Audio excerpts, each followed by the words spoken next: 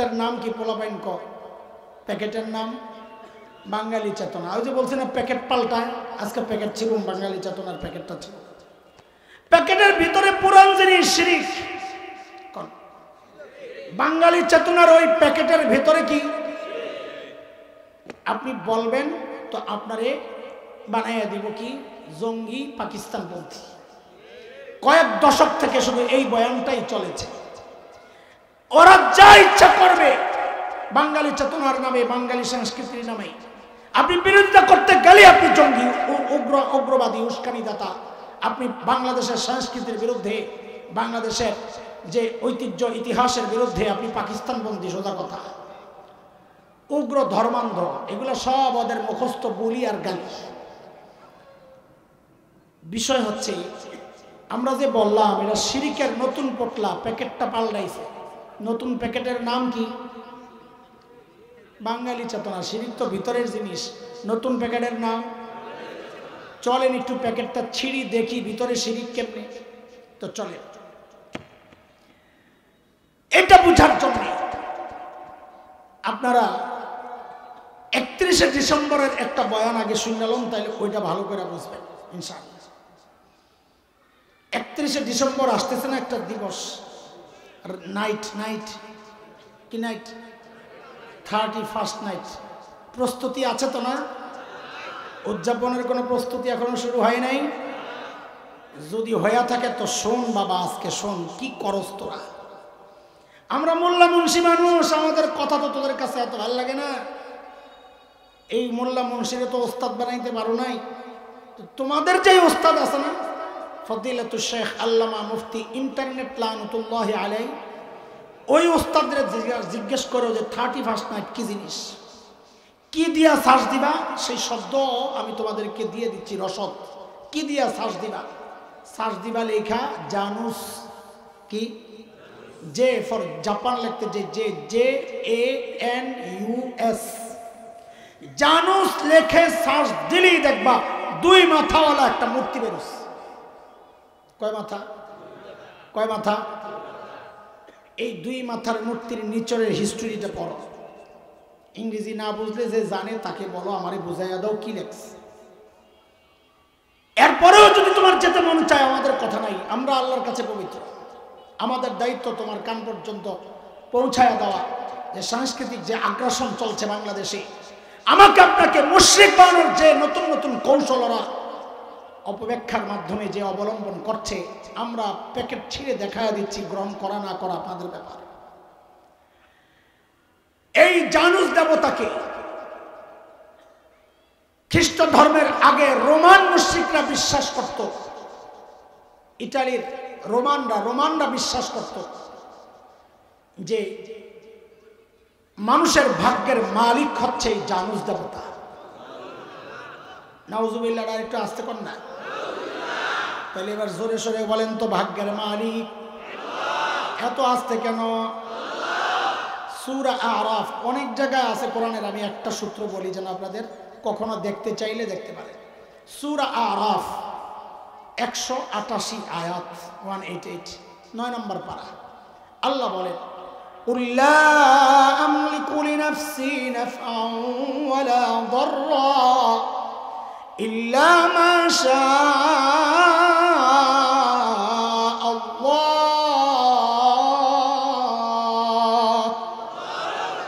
আল্লাহ বলেন সব ভাগ্যের মালিক। আরো জোরে বলেন না। রোমান মুশরিকরা বিশ্বাস করে ভাগ্যের মালিক হচ্ছে এই জানুস দেবতা। মাথা কয়টা? সামনের দিকে একটা, পেছনের দিকে একটা। এই 31শে ডিসেম্বর 12টার আগে ওরা কি করত? ওই পিছনের মাথার কাছে যায়া কৃতজ্ঞতা প্রকাশ করত। কি বলে? কারণ এই পেছনের বছর যে ওরা ভালো ছিল, ওদের বিশ্বাস এই জানুস দেবতার কৃপায়। যেই রাত 12টা বাজত, ওরা সামনের মুখের কাছে চলে যেত। কেন? ওদের বিশ্বাস। এখন কি করত? সামনের মুখের কাছে গিয়ে প্রার্থনা করত। কিসের প্রার্থনা? যে আগামী বছরটা, সামনের যে বছরটা, এটাও যেন তাদের জন্য মঙ্গলের হয়, ভালো যায়। কারণ এই মঙ্গলের মালিক তো এই জানুস দেবতা। এরে ভাই, এরে বন্ধু, আমার কলিজার টুকরা সন্তানেরা, 31শে ডিসেম্বর এই 31st নাইট, এই নববর্ষের উদযাপন, এটা তো মুশরিকদের উদযাপন, এটা তোমার আমার উদযাপন না। তুমি না খ্রিস্ট ধর্মের, না মুশরিক, না ইংরেজি তোমার ভাষা, তুমি বাঙালি, তোমার ধর্মীয় ভাষা আরবি, তুমি উদযাপন করতে পারো পয়লা বৈশাখ, তাও আসছে আবার ওটা তোমার মতো করে না, আমার মতো করে দিন সামনে রেখা, দিন আমার আগে, তারপরে আমি বাঙালি না ইংরেজি সেটা পরে, আমার আগের পরিচয় আমি মুসলমান, ইসলাম ঠিক রেখে তারপরে অন্য পরিচয়। কথা বলেন ঠিক কিনা? যদি বুঝে থাকেন যেটা মুশরিকদের একটা উদযাপন, তাহলে আজকে থেকে প্রতিজ্ঞা করতে হবে ভবিষ্যতের সমস্ত 31st নাইটকে তালাক দিলাম। আরে ঠিক আমি তালাক দিছি, তুমি ঠিক করলে কি হবো? তুমিও কও তালাক। আরো জোরে কয় তালাক? তোর মিয়া 3 তালাক তো বউরে না দেয়। এটা হলো প্রতি বছর তালাক, যত বছর বাঁচব তত বছর তালাক। বলেন ইনশাআল্লাহ। ও যুবকরা হাত উঠায় বলো, এর সাথে আমাদের কোনো সম্পর্ক নাই, ইনশাআল্লাহ কোনো সম্পর্ক নাই। 31st নাইট কেন্দ্রিক যত উৎসব হবে, সেটা গানের হোক, সেটা মদের আড্ডার হোক, সেটা আনন্দে বাচ্চাদের সাথে বাইরে ঘোরাঘুরির হোক, সেটা আতশবাজির হোক, সেটা বাতি জ্বালায়া হোক, রাত ঘুরে ঘুরে চিৎকার চেঁচামেচি করার মাধ্যমে হোক, বন্ধু বান্ধব নিয়ে আড্ডা দেওয়ার মাধ্যমে হোক, কোনোটার সাথে আমরা নাই। এসা পরে সোজা ঘরে, ফজরের সময় আবার মসজিদে, ইনশাআল্লাহ ইনশাআল্লাহ ইনশাআল্লাহ। আল্লাহ তুমি কবুল করো। শয়তানের ধোকায় পয়রা ঈমান হারানো যাবে না। চলেন এইবার জায়গা পয়লা বৈশাখে যেটা উদযাপন করতে বলতেছি, করবেন উদযাপন, কোনো সমস্যা নেই। কিন্তু ওই যে প্রয়াত কবি সুফিয়া কামালের ঘাড়ে চাপছিল যেই শয়তান, তার চালু করে দেওয়া সিস্টেমে আমরা উদযাপন করব না। তারা কি করে? সকালে যায় রমনা বটমূলে। আমি রমনার কাছের বাসিন্দা, আপনাদেরকে দায়িত্ব নিয়ে বলছি, সেখানে কোনো বটগাছ নাই, নামটাও ধোকা। ওখানে যায় রবীন্দ্রনাথের সঙ্গীতের মাধ্যমে পহেলা বৈশাখকে ওরা বরণ করে নেয়। এসো হে বৈশাখ এসো প্যাঁপং করে। পুরা গানটার ব্যাখ্যা যদি আমি আপনাদেরকে দিতে পারতাম তাহলে বুঝতেন কত ভয়ঙ্কর কথাবার্তা। আমি একটা না, সামনে আরো কথা আছে, ইনশাল্লাহ দিলে তৈব না, একটা লাইন শুধু আপনাদেরকে শোনাই, তারপরে যদি মনে চাই যাই একটা লাইন বলি। সেই গানের একটা শ্লোক হচ্ছে, অগ্নি স্থানে সূচি হোক ধরা। আছে? খবর না থাকাটাও ভালো, যদি কেউ জানো তাইলে বলো, না জানলেও ভালো। আমরা চাই না এগুলোর ভিতরে ঢুকে আর খামাকা ঈমান হারা। ওই গানের একটা লাইন হচ্ছে, অগ্নি স্থানে সূচি হোক ধরা। অগ্নি, আগুন, সান, গোসল, সূচি, পবিত্র, ধরা, পৃথিবী হোক হোক। রবীন্দ্রনাথ বৈশাখকে আহ্বান করতেছে। সে ছিল প্রকৃতির পূজারী। বৈশাখ, জ্যৈষ্ঠ, ওই যে গরম, শীত, গাছগাছালি, আকাশ, বাতাস, মাটি, এগুলার পূজা করতো, দেবদেবী না, প্রকৃতির পূজারী ছিল রবীন্দ্রনাথ। সে বৈশাখ তার দেবদেবীর মতো তাকে আহ্বান করছে, তুমি আসো, এই ধরারে আগুন দিয়া পোড়াইয়া পবিত্র করো। হারি মুসলমান, মুসলমানের আত্মা পবিত্র হয় তওবার মাধ্যমে, মুসলমানের শরীর পবিত্র হয় ওযু আর গোসলের মাধ্যমে, পানি না পাওয়া গেলে তায়াম্মুমের মাধ্যমে। আগুন দিয়া পবিত্র করা এটা হিন্দুদের বিশ্বাস। হিন্দুরা তাদের লাশকে আগুন দিয়া পোড়াইয়া পবিত্র করে। মুসলমানের সন্তান এই বিশ্বাস লালন করতে পারে না, এই উদযাপন মুসলমানের সন্তান করতে পারে না। কথা বল ঠিক কিনা? এরপরে কই যায়? এরপরে যায় ঢাকা ইউনিভার্সিটির একটা শাখা আছে, চারুকলা ইনস্টিটিউট। ওরা একটা মিছিল বের করে সকালবেলা। নাম কি? মঙ্গল শোভাযাত্রা। সাবাস, মঙ্গল শোভাযাত্রা। শোভাযাত্রা মিছিল, মঙ্গল, মঙ্গল, মঙ্গলের মিছিল। মানে কি? এই মিছিলে যারা অংশগ্রহণ করবে এদের আগামী বছরটা মঙ্গলের হবে। কোন কারণে মঙ্গল? মঙ্গল হয়তো ফজরের নামাজ পড়তে আইলে, কারণ আল্লাহ ডাকছেন, হাইয়া আলাল ফালাহ, সফলতার দিকে আসো। লাইন ধরে মসজিদে যদি ফজর পড়তি তাইলে তোর জীবনটা মঙ্গলের হইতো। ওই শাহবাগের সামনে যায় মিছিল করলে মঙ্গল কেন হবে? ওই কেঁচো খুঁড়তে যায় দেখি সাপ বেরিয়েছে, বিষাক্ত সাপ। মানুষের মিছিল। মিছিল কার? কোনোদিন আপনাকে প্রশ্ন জাগে নাই, মানুষের মিছিলে পেশা আনে কি জন্য? বেটারা আনি পেশা, দেখেন নাই কোনো সময়? না দেখলেও ভালো। পেশা কি জন্যে? পেশাও কি বাঙালি নাকি? ভাষার পরিবর্তন, এটা মানুষের জন্য আল্লাহর কুদরত। সূরা লোকমানে আসছে, অমিন আয়াতিহি খালকুস সামাওয়াতি ওয়াল আরদ ওয়াখতিলাফু আলসিনাতিকুম ওয়া আলওয়ানিকুম, এটা মানুষের বৈশিষ্ট্য। দুনিয়ার সব জীবজন্তুর ভাষা এক, বলে না কথা, সব জীবজন্তুর ভাষা। বাংলাদেশের গরু ডাক দেয় হাম্বা, আর ভারতের গরু বুঝি ডাক দেয় আম্মা। ওরা গরুরে আম্মা কয়, গরু তো আর আম্মা কয়ে ডাক দেয় না। ওখানের গরু কি কয়ে ডাক দেয়? বাংলাদেশের বিড়াল ডাক দেয় মেও, আমেরিকার বিড়াল ডাক দেয় গেউ। কি কারণ? দুনিয়ার সব জীবজন্তুর ভাষা কি? তাইলে মানুষের মিছিলের মধ্যে পেশায় ঢুকে এই বাইর করতে গেলেই করবে এটা জঙ্গি, এটা উস্কানিদাতা, এটা উগ্র সাম্প্রদায়িক অপশক্তিরা পাকিস্তানপন্থী। এরা দেশকে তালেবানি রাষ্ট্র বানাইতে চায়। আরে বানাইতে পারলে তো কপাল তোরটাও কিন্তু আমারটাও। আমরা তালেবানি রাষ্ট্র বানাবো কেন? আমরা ইসলামী রাষ্ট্র বানাতে চাই। তালেবানরা ইসলামী রাষ্ট্র বানিয়েছে, সেই জন্য এটা আমাদের কাছে ঘৃণার না। যারা ইসলাম ভয় পায়, যারা প্রতি বছর 1,80,000 কোটি টাকা পাচার করতে পারবে না, ওই আশঙ্কা যাদের তৈরি হয়, ওরাই তালেবানি শাসনকে ভয় পাইতে পারে। আমেরিকার দোসররা ভয় পাইতে পারে, ভারতের এজেন্টরা ভয় পাইতে পারে। ইমানদার যারা কোরআনী শাসন চায় বাংলাদেশে, তারা তালিবানি শাসনকে ভয় পায় না, বরং তারা কামনা করে ও আল্লাহ এমন একটা ব্যবস্থা যদি বাংলাদেশে হয়ে যেত। কথা কন, ডরান নাকি? ডরাইতেছে, ডরাইলে শেষ। ধরলে আমারে ধরবো, আপনারা ঠিক করলে ধরতো না, এটা চিন্তা করেন না। ইনশাআল্লাহ ধরলেই কি বেড়া, মুসলমানের টার্গেট জীবনটা দেওয়া, ধৈর্য কি করবি তুই? সর্বোচ্চ আমার কল্লাটা ভালাইয়া দিবি। কি হচ্ছে? আল্লামা সাইদি রহিমাহুল্লাহরে বাইন্দা রাখছে, আটকায় রাখছে, ইজ্জত কমছে না বাড়ছে? আল্লাহ শাহাদাতের মর্যাদা দিয়ে দিছে। যাদেরকে অন্যায়ভাবে ফাঁসি দিছে, আল্লাহ তাদেরকে শাহাদাতের মর্যাদা দিয়ে দিছে। তুই আটকায় তাদেরকে ঠকাস নাই, তাদেরকে জিতে দিছস, বরং তুই পালাইছস। পাবলিক কয় নিজে ধরলো হেলিকপ্টার, পিছন থেকে ডাকে ওরে বাটপার, ওরে বাটপার।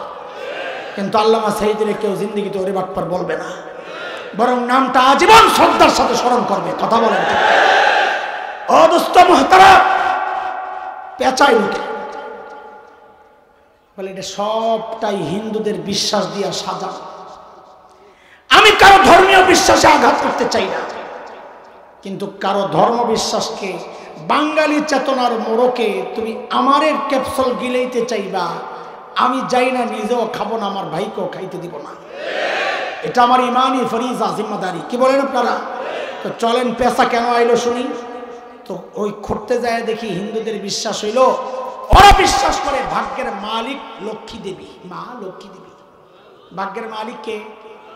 ওরা কি মনে করে? হিন্দুরা কি মনে করে? হিন্দুরা কি মনে করলে এটা আমাদের বিষয় না। কোনো হিন্দু ভাই শুনলে মাইন্ড করেন না। আপনাদেরকে আমরা আপনাদের বিশ্বাস নিয়ে কোনো তুচ্ছ তাচ্ছিল্য করছি না। আপনাদের বিশ্বাস যেন বাঙালি চেতনার নামে আমারে গিলাইতে না পারে, আমি আমার ভাইকে সতর্ক করতেছি। বুঝে আসছে না কথা? হিন্দুদের বিশ্বাস হচ্ছে ভাগ্যের মালিক মা লক্ষ্মী দেবী।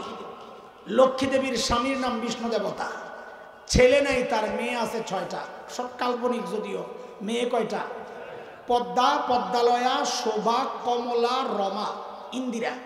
পদ্মা, পদ্মালয়া, ইন্দিরা, শোভা, কমলা, রমা, লক্ষ্মী দেবীর 6 মেয়া। হিন্দুদের বিশ্বাস। হিন্দুদের বিশ্বাস হচ্ছে লক্ষ্মী দেবীর বাহন হচ্ছে পেঁচা। লক্ষ্মী দেবীর বাহন। এবার সবগুলোর মিলাইয়া ফলাফল বের করেন তো। মিছিলের নাম মঙ্গল শোভাযাত্রা, মঙ্গলের মালিক হইল লক্ষ্মী দেবী, লক্ষ্মী দেবীর বাহন হইল পেঁচা। ফলাফল কি? ও মা লক্ষ্মী দেবী, তুমি যেহেতু মঙ্গলের মালিক, আমরা মঙ্গলের আশায় এখানে এসেছি, আসবে কোত্থেকে? তোমার বাহন রেডি, তুমি ওই বাহনে আরোহণ করে মিছিলের নেতৃত্ব গ্রহণ করো। তা আমরা এই মিছিলে যারা অংশগ্রহণ করেছি, আমাদের আগামী বছরটা মঙ্গলের হবে। নাউযুবিল্লাহি মিন যালিক। হায় মুসলমান, কেমনে বুঝাইলে বুঝবে? বলেন আজকে থেকে এই সমস্ত উদযাপন কেউ তালাক। বাঙালি চেতনার নামে আমাকে যদি শিরিক কেউ গিলাইতে চায়, আমরা প্রতিরোধ করবো ইনশাআল্লাহ। বলেন ইনশাআল্লাহ। কেন প্রতিরোধের প্রশ্ন আসছে? এর আগে ইনু যখন সংস্কৃতি মন্ত্রণালয়ের দায়িত্বে ছিল, তখন সে একটা আওয়াজ উঠাইছিল, বাংলাদেশের প্রত্যেকটা স্কুলকে বাধ্যতামূলক মঙ্গল শোভাযাত্রার মিছিল বের করতে হবে। আমরা প্রতিবাদ করেছি যে বাইর করে দেখ, খালি আইনটা করে দেখ। খোদার কসম, এটা ঈমান আর কুফুরের লড়াই, এটা ক্ষমতার লড়াই না। যে আপোষকামী হব, যে আপোষ করব, এটা ঈমান আর কুফুরের লড়াই। এখানে আপোষ জীবন দেওয়া হয়, এখানে আপোষ রক্ত দেওয়া হয়। রক্ত ছাড়া এখানে কোনো আপোষ চলে না। এমন কোন আইন যদি বাংলাদেশে করা হয়, আল্লাহর কসম টেকনাফ থেকে তেতুলিয়া আন্দোলনের দাবানল জ্বালিয়ে দেওয়া হবে, দাবানল জ্বালিয়ে দেওয়া হবে।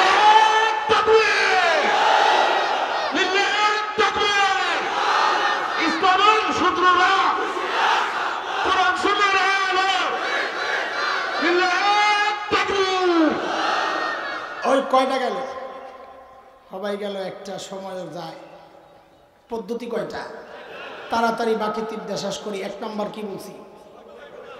অপব্যাখ্যা। 2 নাম্বার অপপ্রচার। আচ্ছা, আল্লামা সাইদি রহিমাহুল্লাহ ধর্ষণ করছেন, এখানে একজনও আছেন বিশ্বাস করেন?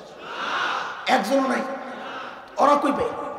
সুখরঞ্জন বালিরে বানাইছে সাক্ষী, বেড়ায় কয় আমার মাইরা হতে লেছে। আর যেটা বেশি লাফাইছে পাবলিক সীমান্ত রে পাইয়া সাপের মতন পিড়াইয়া কলা পাতা হতে রাখছে। কালামানিকা সামনে যে কিক মারছে কোন শয়তানে, আল্লাহ ধারে দিছে সব শেষ কইরা ফাড়ায় উড়ে রইছে। আমি কে মাসুস মাসুস পিছে দিয়ে মারতে, তাও বেড়ার আশা ভরসা থাকতো। ওর শাস্তি শেষ হয় নাই। ওর জন্য উপযুক্ত শাস্তি ছিল ওরা উল্টা করে ঝুলাইয়া টুকরা টুকরা করে কুত্তা দিয়ে লাশটা খাওয়ানো দরকার ছিল। সময় সুযোগ পাইলে ইনশাল্লাহ তাই করা হবে। যারা আলেমদের বিরুদ্ধে অপপ্রচার করেছে, আমার কলেজের টুকরা ভাই আল্লামা মামুনুল হকের উপর যারা অপবাদের কালিমা লেপন করেছে, আল্লাহর কসম সুযোগ পাইলে একটাকেও ছাড় দেওয়া হবে না। আছো তো ইনশাল্লাহ? থাকবো তো ইনশাল্লাহ? অপপ্রচারের মাধ্যমে ওরা কি চায়? সাধারণ মানুষের দিলের মধ্যে আলেমদের প্রতি ঘৃণা তৈরি করতে চায়। আলেমদের প্রতি ঘৃণা তৈরি হলে মানুষ আলেম থেকে বিচ্ছিন্ন হয়ে দিন থেকে বিচ্ছিন্ন হয়ে যাবে। এটা শয়তানের আরেকটা অপকৌশল। 3 নাম্বার, বাংলাদেশের বহু আল্লাহর বান্দা এত মূলা খাইছে, পেট তো নষ্ট হয়েছে, গ্যাস উঠটা মাথাও নষ্ট হয়েছে। মাথা নষ্টের পর হঠাৎ শেখ হাসিনারে আম্মা কয়ে লেছে।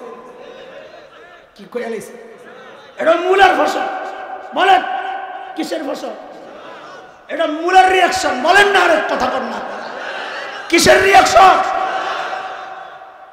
সুযোগ পাইলে এটিরও মূলা দিয়ে বাইরে অ্যাসেস করো ইনশাল্লাহ। ছাড় নাই একটা। লা হাওলা ওয়ালা কুওয়াতা ইল্লা বিল্লাহ। আমার মামুন ভাই আমি কি জন্য আইছি? মামুন ভাই না, এই বুজুর্গ কোথেকে? লিল্লাহি তাকবীর। এই সময়ের একজন অন্যতম শ্রেষ্ঠ মুহাদ্দিস, বয়স কম কিন্তু আগায় গেছেন অনেক, আমার চেয়েও ভালো পড়ান, ভালো যোগ্য। সেই ভাইটা আসছে আমার, আমি দূর থেকে দেখে চিনে ফেলছি যে এই লোক আইলো থেকে। কিরে ভাই, আমরা একটা কিছু কইরা খাইতেছি, আপনারা এনো আদান কি ঘটনা কি? হাদিস পড়ানো এটির তো বালা মহব্বতে বলে আইছে। আল্লাহ আল্লাহ আল্লাহ, অনেক যোগ্য মানুষ মাশাআল্লাহ, অনেক আমলি মানুষ। আল্লাহ আমার ভাইকে কবুল করেন।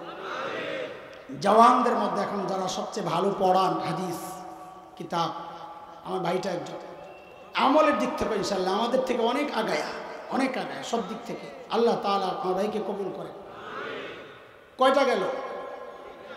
অপব্যাখ্যা, অপপ্রচার, মূলা, আরেকটা হ্যাঁ নেক্সট শুরুতে মানুষ ধোঁকা দেয়। এটা খালি চোখ বন্ধ করে দেওয়ানবাগির চেহারাটা কল্পনা করেন, তাইলে বুঝা যাবে কি চেহারা, কি টুপি, কি সুবহানাল্লাহ।